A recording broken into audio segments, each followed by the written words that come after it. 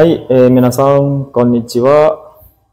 Hai, apa kabar semuanya? Semoga dalam keadaan sehat selalu.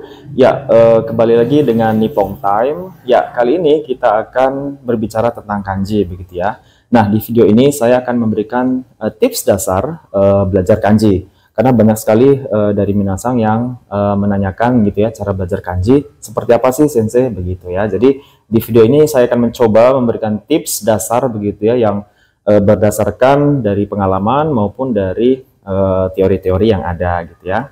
Oke, langsung saja. Yang pertama adalah yang pertama tips belajar kanji adalah jelas ya, mengetahui cara baca kanji tersebut dan artinya begitu ya. Itu dasar sekali, kalau tidak ya nggak akan bisa gitu ya. Jadi harus tahu dulu kanji, cara bacanya dan artinya. Misalnya kanji mimas begitu ya, tahu cara bacanya itu mimas dan artinya melihat misalnya begitu ya.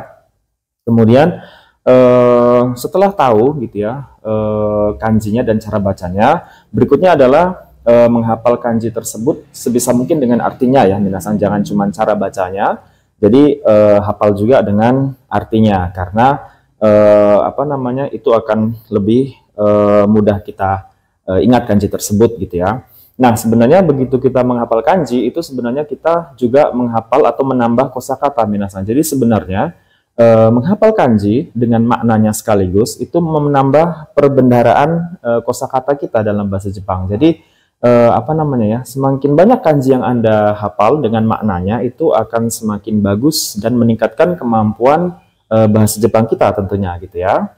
Hai. Kemudian yang ketiga itu ya, menghafal kanji dengan kata ya. Misalnya jangan satu-satu ya minasan. Kalau memang kanjinya satu ya satu, tidak. Misalnya kanji mimas gitu ya, cuman satu ya oke. Per kata juga dia kan mimas. Nah, misalnya ada kanji onggaku gitu ya, kanji onggaku. Nah, itu menghafalnya jangan ong apa gaku apa bukan ya, tapi per kata onggaku ya lagu gitu ya, onggaku. Untuk dasar seperti itu dulu. Jadi nggak usah mungkin ada yang nanyakan gitu ya, ongyominya bagaimana Sensei, kongyominya bagaimana Sensei. Itu kalau tahap dasar tidak usah dipikirkan terlebih dahulu. Sebaiknya fokus ke ini apa namanya, makna katanya ya, satu per kata ya per kanji gitu. Jadi nggak usah mikirin kongyomi dan ongyomi terlebih dahulu gitu ya. Misalnya lagi kanji tanoshi gitu ya, hafal saja langsung dengan makna tanoshinya dan cara bacanya sekaligus.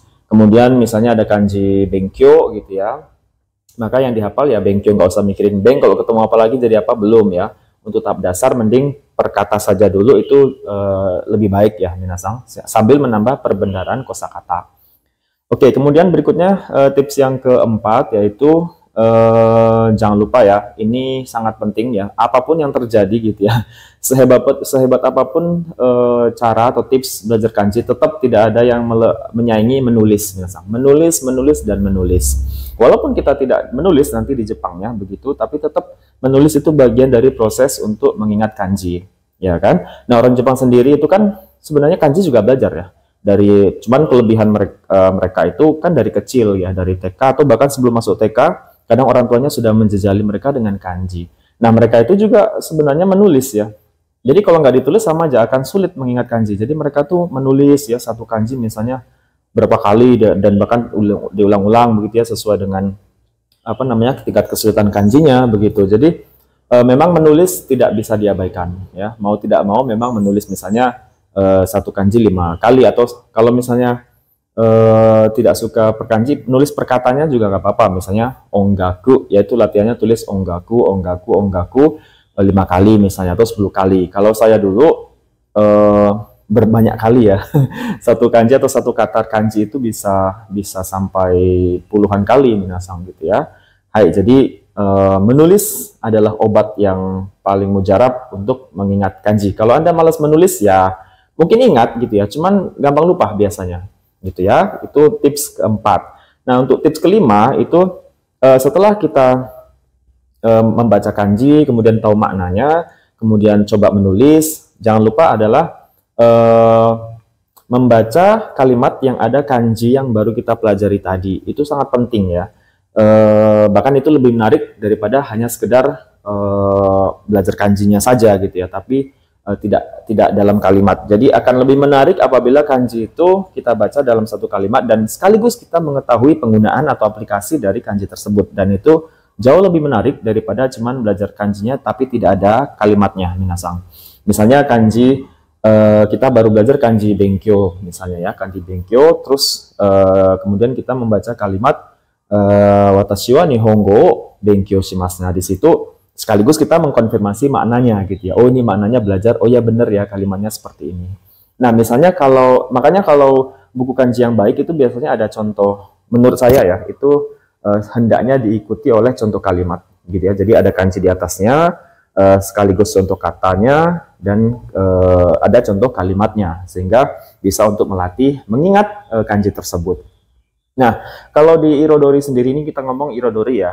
Kalau di Irodori sendiri sebenarnya kan kanji itu perkata ya, memang perkata, tidak dipisah antara kungyomi, ongyomi, itu tidak diajarkan, tapi memang perkata, karena Irodori kan memang buku dasar ya, katakanlah dasar, jadi nggak perlu untuk mengetahui kungyomi, ongyomi terlebih dahulu, itu tidak apa-apa, tidak masalah sebenarnya, apalagi tujuannya hanya untuk ujian GFT misalnya gitu ya. Nah, kalau contohnya di GFT di Irodori itu kan kanjinya di bagian akhir. Biasanya ada contoh kalimat di bawahnya. Kalau kurang contoh kalimat, alangkah baiknya membaca materi gitu ya, atau bahan ajarnya yang misalnya bab 1 gitu ya, terdiri dari 10 kanji.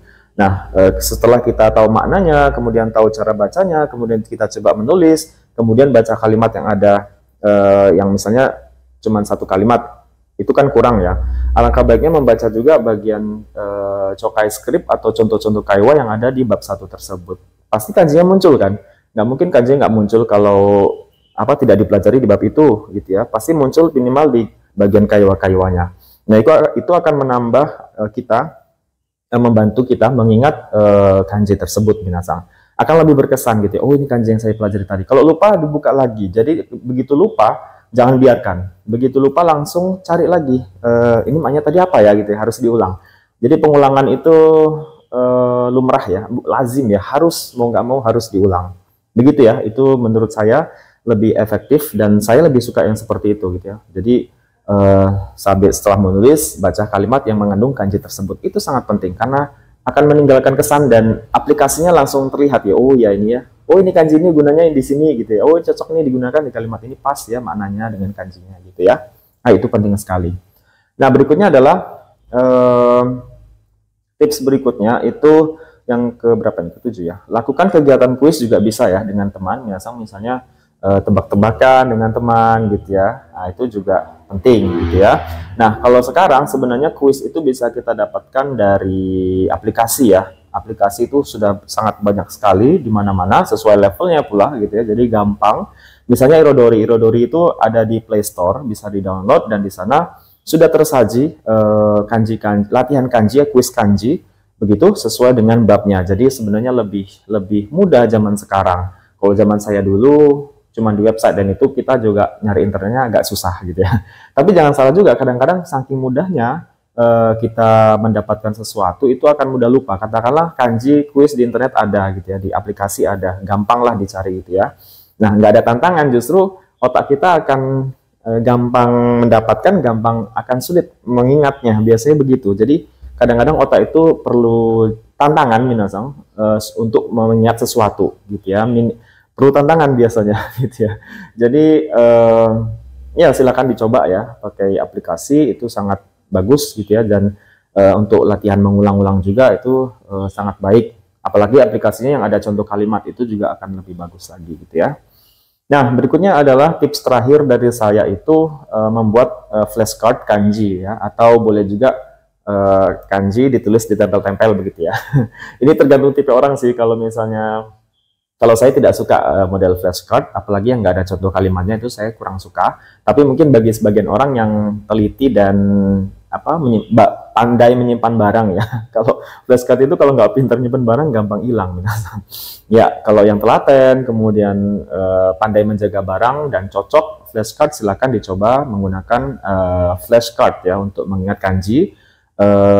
Kalau bisa juga flashcard yang ada contoh kalimatnya, contoh kalimat dari kanji tersebut itu akan jauh lebih bagus sih ya minasang, itu menurut saya.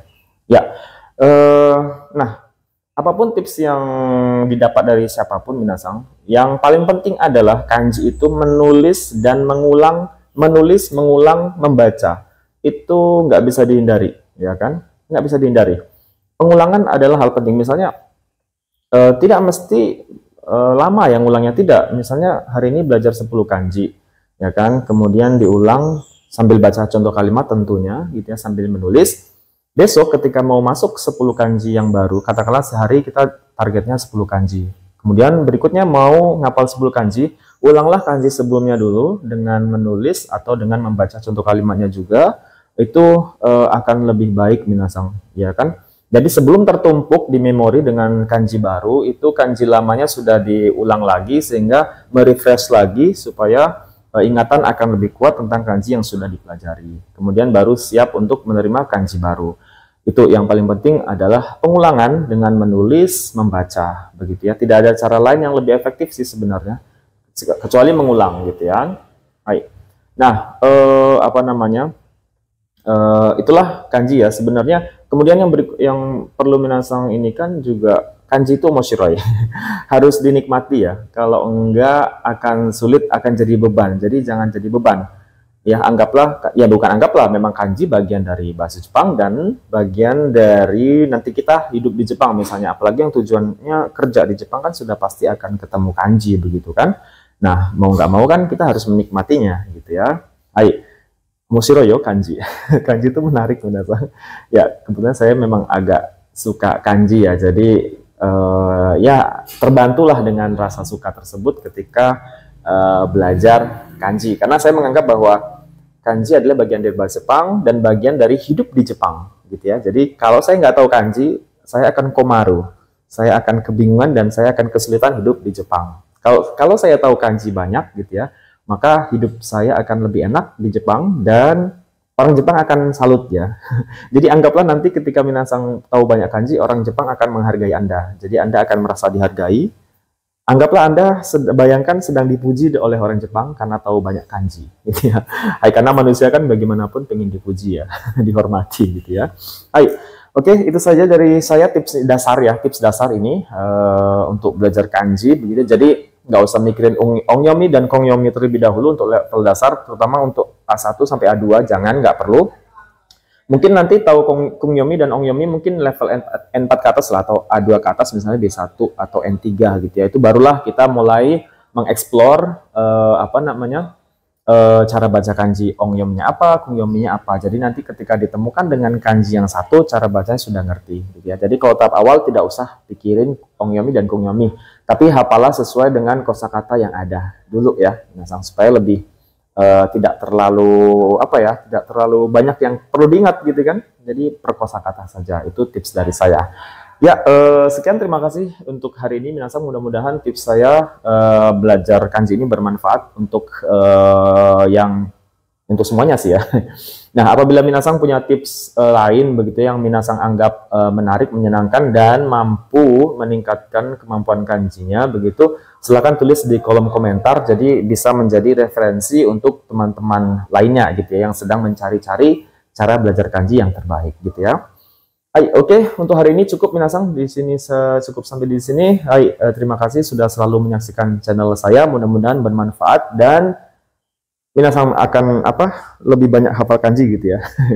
Hai, dan saya selalu berdoa mudah-mudahan yang ikut tes JFT maupun yang JLPT bisa lulus ya minasang, biar bagaimanapun itu adalah kunci kita untuk berkarir di Jepang begitu ya. Hai, oke minasang, otsukare sama desu, sampai bertemu di video selanjutnya. Hai, arigatou gozaimashita.